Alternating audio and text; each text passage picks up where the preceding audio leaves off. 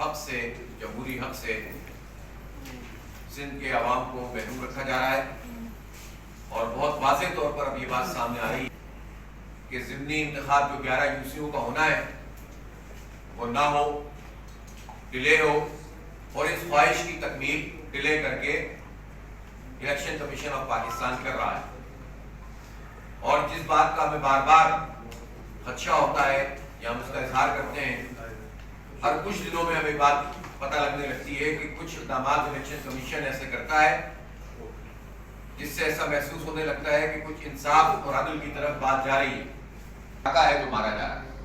اس لیے ہم اس پورے عمل کی مذمت کرتے ہیں، حکومت سندھ کی اور الیکشن کمیشن کے اس پورے طرز عمل کی،